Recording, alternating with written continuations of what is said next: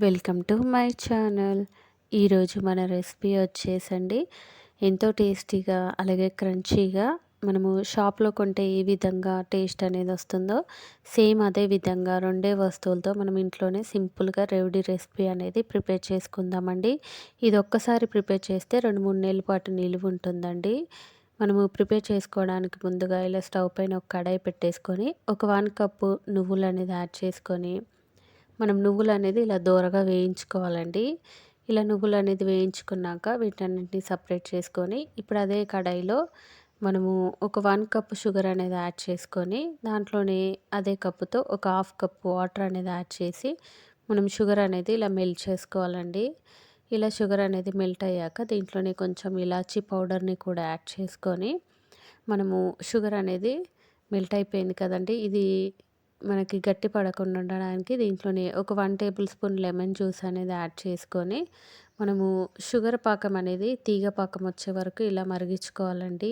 ఇలా తీగ పాకం వచ్చాక ఇప్పుడు దీంట్లోనే మనము ఒక 2 టేబుల్ స్పూన్ల నెయ్యి అనేది యాడ్ చేస్తున్నానండి.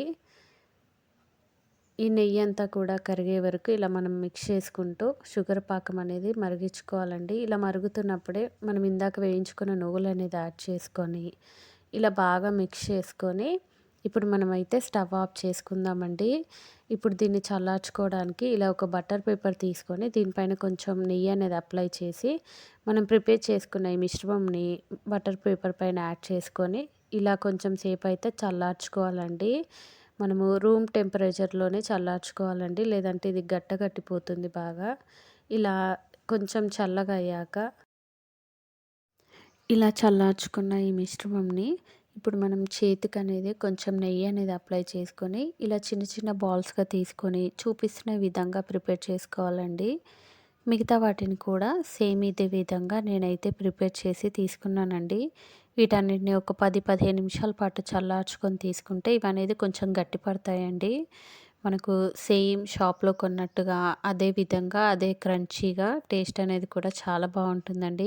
ఇవి ఒక 2-3 నెలల పాటు అయితే స్టోర్ చేసుకొని తీసుకోవచ్చండి. టేస్ట్ బాగుంటుందండి. ఈ రెసిపీ కనుక మీకు నచ్చినట్టయితే తప్పకుండా మీరు కూడా ట్రై చేసి ఎలా వచ్చిందో నా కామెంట్ సెక్షన్లో కామెంట్స్ చేయండి. అలాగే ప్లీజ్ లైక్ చేయండి. నా మరిన్ని వీడియోస్ కోసం ప్లీజ్ మన ఛానల్ని సబ్స్క్రైబ్ చేయండి.